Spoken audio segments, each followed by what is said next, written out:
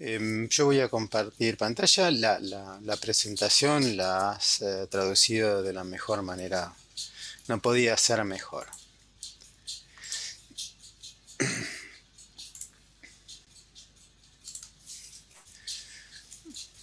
¿Se ve? Ahí estamos viendo perfectamente. Bien.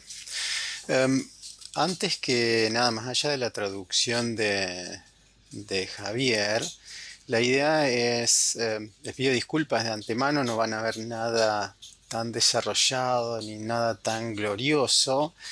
Sí, una perspectiva o un punto de vista de BIM que vengo manteniendo de hace un tiempo y es, lo fueron mencionando, lo fui tomando nota porque fueron surgiendo quizás en los intercambios de manera muy aleatoria, pero recién vos, Javier, lo mencionabas como esto de, eh, para vos la programación en los inicios era un cambio, una manera de pensar. Andrés recién mencionaba cómo tiró una frase que la voy a empezar a utilizar, que es la geometría es información. Y Rodrigo Morales Martínez anteriormente hizo un comentario respecto de bueno, uno de los desafíos para ellos, generando esto el CIVIM, era, bueno, ¿qué información cargar? Básicamente, bueno, la idea, yo trabajo con información. En realidad, lo que me interesa de BIM es la metodología y todo lo que y su capacidad de romper estándares. A ver, sí, ahí está. Esta, los que son más grandes hemos crecido con esta idea de que, bueno, para ser arquitecto había que era una receta bastante sencillita, uno se ponía los lentes del Corbu y salía adelante y ya estaba, o se vestía de negro, por lo menos en la provincia de Santa Fe, te vestís de negro y automáticamente tenés el 90% del diploma de arquitecto. Ojo que también hay una mirada que nos puede caber a los que estamos tratando de trabajar con el mundo BIM, es de no caer en el mismo lugar. Porque cuando nosotros pensamos una casa, generalmente nosotros tenemos muchas cosas en mente. Difícilmente la pensemos solamente desde un solo lugar y también tenemos que tener en cuenta que ese pensamiento glorioso que teníamos antes está constituido de un montón de partes. Y esas partes, a su vez, como fuimos viendo en muchas de las presentaciones, dependen de diferentes sectores, dependen de diferentes áreas, diferentes especialistas, en realidad de diferentes personas que interactúan, de manera que de alguna forma u otra nuestro pensamiento está estructurado o debería estar estructurado a través del pensamiento de otros y los pensamientos de otros también inciden sobre nuestro pensamiento o el contexto nos condiciona. ¿Por qué digo eso? Porque nosotros siempre hablamos de BIM y desde aquel surgimiento de BIM en adelante hasta el 2021, a mí me interesa ir un poquito para atrás, como he hecho en todas las presentaciones, y me voy a concentrar específicamente en el año 2005. ¿Por qué? Porque relacionando lo que había comentado Rodrigo Morales, relacionando lo que comentó recientemente Andrés o relacionándolo con lo que comentabas vos, Javier, recién, esta cita de Robert Schiff fue muy interesante, por lo menos para mí, cuando inicié con esto de BIM allá en el 2004, era que la mayoría de los arquitectos no hacen edificios, de ahí generan la información para hacer los edificios. Y eso fue muy interesante en su momento y mucho más interesante fue la reacción de eso. Quizás esta persona es mucho más conocida para la gente que está en el mundo BIM. Es Bill Al-Zukar, que generó el famoso espacio no me acuerdo, Think Space, incluso estuvo de visita en Argentina y era un tipo muy, muy conocido y muy renombrado, pero por ahí nos concentramos en lo que entendemos de lo que él dice y no prestamos mucha atención a aquello que no entendemos de lo que él dice, pero él también lo dice. Lo dice, digamos, él se posa sobre lo que dice Robert Sheehan, dice la arquitectura no hace edificios, sino que crea la información que genera edificios. Y da dos puntos muy interesantes. Allá en diciembre del 2005, por eso pongo la fecha, dice que los modeladores de BIM no toman todo el conocimiento de la industria, sino que trabajan solamente sobre la información Respecto a Binder Information, solamente trabaja con los datos y la información. O más que algunos vendedores o algunas empresas de software los quieren promover o quieren que aparezca como algo basado en el conocimiento, cuando realmente no lo es. Porque es interesante, pues nosotros trabajamos sobre, de nuevo cito a Andrés, cito a Rodrigo y te cito a vos respecto a esta información y cuál es el alcance de la información. BIM en muchos casos nos fue presentado siempre desde los beneficios. ¿Cuál era el beneficio? Nosotros tenemos una instancia que puede ser el PreCAD, para no llamarlo dibujo a mano o lo que sea, que si tomamos como esos pequeños círculos como paquetes de información, la información estaba desordenada. ¿Qué hizo el CAD? Quizás ordenó esa información sin haber cambiado tanto la estructura que estaba por detrás. Y el beneficio de BIM es que toda esa información esté relacionada y toda esa información empieza a generar un flujo constante que nos ayuda. Ahora, ¿cuál es el riesgo de BIM? Si nosotros tenemos un módulo de información incorrecta y lo trasladamos, nosotros tenemos una paradoja, que es contrafáctica, pero una paradoja al fin. Nosotros podemos pensar que ese módulo de información termina infectando todo el proyecto, como la teoría de la fruta en mal estado, o quizás gloriosamente y también de manera contrafáctica creemos que la metodología y BIM por sí mismo va a hacer todo ese espacio sanitario o aséptico. Lo que es una pregunta en ese sentido es cómo llegamos a darnos cuenta de qué lado del puente estamos. Y es entender el proceso proyectual. Y ahí es donde me asocio un poco más a la idea que comentaba Andrés recién, o por caso también lo de Rodrigo y muchos de los otros que estaban antes, respecto de nosotros en el proceso proyectual tomamos decisiones, ¿sí? Y esas decisiones significan una serie de preguntas que acá están de manera sintetizada, qué hacer, cómo hacerlo y por qué, para cubrir ciertas instancias de lo que es el valor de la información. ¿Por qué es generalmente eso? Porque cuando tomamos una decisión, realmente estamos administrando información. ¿Por qué esto es importante? Y aquí hago una pequeña pausa respecto a un problema en la traducción o un problema de diferencia de idiomas, porque nosotros tenemos asumido esto de tomar decisiones cuando en inglés existen dos variantes de esos. You take a decision or you make a decision. Son dos cosas completamente diferentes. Nosotros tomamos decisiones y quizás en la deformación del lenguaje estamos acostumbrados a trabajar con ideas preconcebidas. ¿Por qué? Nosotros los procesos de diseño tenemos el famoso proceso tradicional versus el proceso integrado. ¿Sí? En esa creatividad, la caja negra, que es la información implícita, algo surge y no sabemos por qué, y los procesos integrados, que era un poco lo que trabajaba, lo que entendí yo que podía llegar a ser la clase que está desarrollando la gente de la Universidad de San Juan, es tratar de hacer procesos integrados donde el flujo de información vaya nivelándose con beneficios recíprocos. Tenemos los medios de producción y la administración de la información. De alguna manera, lo que nosotros sí, yendo al principio, también podemos hacer que BIM sea un sector de información implícita donde no sabemos de dónde viene, o podemos a través de la interacción generar con BIM información explícita. ¿Cómo lo vamos a lograr? Empezando a desdoblar lo que entendemos como información, y acá es donde aparece como una gran ayuda las estrategias de design thinking, porque si volvemos al postulado inicial o a la prerrogativa inicial de Villel-Zucker respecto de manejamos solo información pero no conocimiento, podemos empezar a trabajar con ese proceso y de alguna manera este sería, como lo han mostrado en muchos otros ejemplos, esta manera de pensar. Cuando estoy construyendo una decisión, esta sería ese proceso o esa metodología para pensar.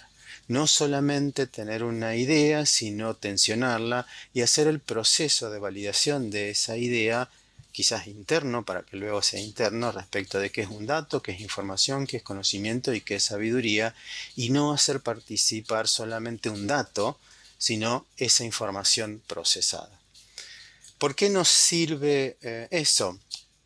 Básicamente porque los que trabajaron sobre la cuestión pedagógica, y Gemma lo decía desde un punto muy interesante, BIM es un espacio de producción, pero también es un espacio de aprendizaje. Y BIM también, en BIM aparecen polaridades y aparecen aspectos de dispersión. Por eso, trabajar sobre BIM no es solo un desafío desde lo disciplinar o desde la implementación pública o privada, sino también es un desafío pedagógico. Y como tal, yo hace muchos años que estoy trabajando en esta idea de la pedagogía, después de haber trabajado he pasado por todas las partes de BIM desde 2005 en adelante. Creo que el desafío más grande a enfrentar es la cuestión pedagógica. Por eso yo estoy trabajando, lo que me interesa mostrarles es una clase que doy para la University of Utah, el College of Architecture and Planning. Y disculpen, no puedo traer a toda la gente que trabaja porque son un montón y están con horarios desparramados por el mundo, pero la idea es hacer un desafío global de diseño desde la perspectiva del design thinking, pero basado en lo que uno aprende o que pudo haber aprendido a través de la implementación de la metodología BIM como core o como estructura para ir procesando los datos en información, la información en conocimiento y el conocimiento en sabiduría. No, bastante rápido. Se toma la idea del design thinking como base. En este caso se mezclan dos temas. Trabajamos sobre personal finance under uncertainty, trabajamos sobre estrategias para mejorar la calidad de vida de la gente. Tomamos el caso Argentina como un ejemplo respecto de la dificultad del acceso a la vivienda, y es donde tomamos la perspectiva más arquitectónica de la vivienda, pero lo vemos desde el lado de cómo acceder a la vivienda y cuáles son las alternativas que podemos. Trabajamos en este proceso de datos, procesar los datos en información, la información en conocimiento. Generamos una serie de entrevistas, hacemos muestreos, hacemos diferentes avances, idas y vueltas para entender. Generamos un pequeño esquema de trabajo basado en las observaciones que hacemos como para ir recolectando datos y ir procesándolos. Luego se procesan esos datos, se va transformando la información en conocimiento para ir llegando a la cuestión de sabiduría. Empezamos a ver cuáles son las propuestas que pueden estar basadas, producto de esa ideación y producto de los procesos que vamos generando en lo que es, si quieren verlo, este filtrado de la construcción de las decisiones. Se tamizan las ideas y se hace una selección basada en diferentes criterios. Uno queda en la selección del medio y se hace una propuesta final que básicamente, por supuesto, entiendan que esto es una clase de diseño global, que la idea es generar, lo mencionaban y yo lo anoté, creo que también es lo presentó Science en una presentación inicial, dijo más alternativas y diferentes desafíos. Creo que esto es básicamente eso. A ver si se escucha. This is Matias. Matias is a 26-year-old from Santa Fe, Argentina. He has always dreamed of buying a home of his own, but in Argentina, that goal is quite difficult for a large majority of their population, leaving Matias without much hope to build any substantial wealth of his own. Due to inflation rates, every peso that Matias earns quickly decreases in value, moving further and further away from its value when he first earned it. Matias desperately needs a way to easily learn how to invest his money and convert it from Argentine pesos to something that will hold its value. Introducing Finanza Fácil, an online platform that allows its users to convert their money into other currencies, learn ways to invest, and gain knowledge about the ever-evolving world of cryptocurrency and decentralized finance. Through the conversion of pesos into varying cryptocurrencies, the ability to build wealth using a more stabilized form of money will become easier than ever. Matias can now start to save his money and not worry about the instability of his home country's currency. He can set and achieve financial goals for short and long-term periods. He is now closer than ever to purchasing a home of his own. Going forward, he will use Finanza Fácil. Bueno, básicamente la idea es, nosotros con esta tratando de generar desde un enfoque totalmente alternativo y tomando el path de pensamiento del design thinking y el framework de la administración de información o la administración del conocimiento de BIM, tomamos un problema muy relevante en Argentina, como es la inflación, para poder acceder a una vivienda propia respecto de cómo una de las piezas claves para mejorar el bienestar. Por un lado, sí, no tiene nada de Revit. No tengo tuberías, no tengo familias, no tengo muros, pero es 100% BIM en cuanto al proceso de pensamiento y es respecto de buscar alternativas o la importancia que tiene la información. Y en este caso sí lo mencionaba, creo que Sainz mucho, y yo me anoté como una sugerencia, es que lo hemos charlado muchísimas veces con Javier, lo hacemos una vez más acá. Si nosotros tomamos a BIM como una herramienta, vamos a estar limitando su poder o limitando su valor. BIM no es una herramienta, sino que BIM es un instrumento. Y en este caso sí, BIM está consolidado o considerado como un instrumento. Tomamos un problema como la inflación, como perdonen, pero no me acuerdo cómo es la palabra en español, uncertainty es la incertidumbre, y al no tener información de base, tomamos la metodología BIM para procesar la información que colabore con la estrategia de Design Thinking para generar alternativas que no existen. Básicamente es como poder trabajar con las criptomonedas para lograr estabilidad económica en un ambiente de alta inflación. No sé si estoy en tiempo, pero bueno, ahí está. Creo que llegué justito.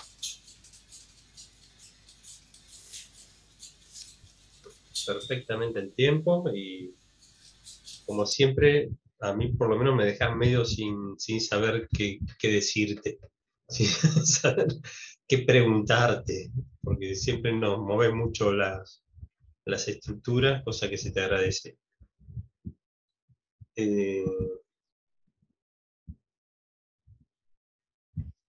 Me quedo así, Ale, yo.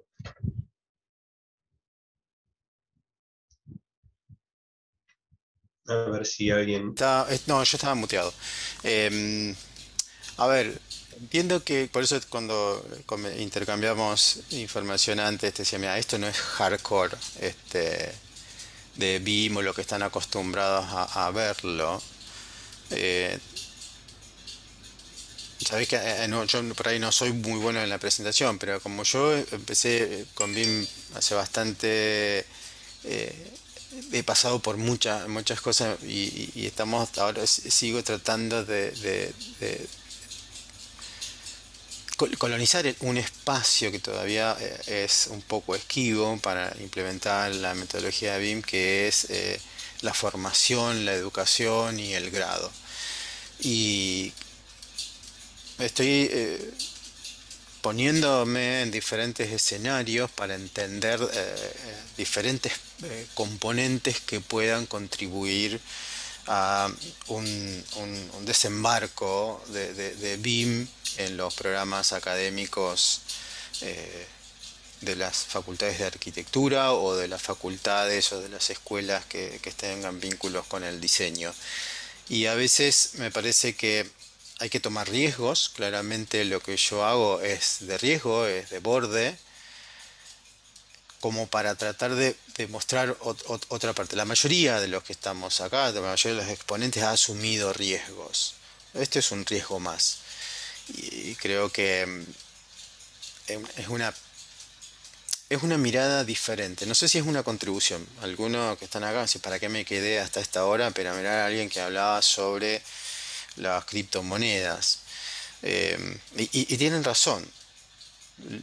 En todo caso, la síntesis de mi presentación es: entendamos BIM como esta cosa que nos permite trabajar con información y que esa información, al procesarla, nos abre diferentes escenarios. Ahora, teniendo en cuenta que los escenarios que se abren no los podemos controlar, porque BIM creo que tiene la capacidad de romper con un montón de esquemas.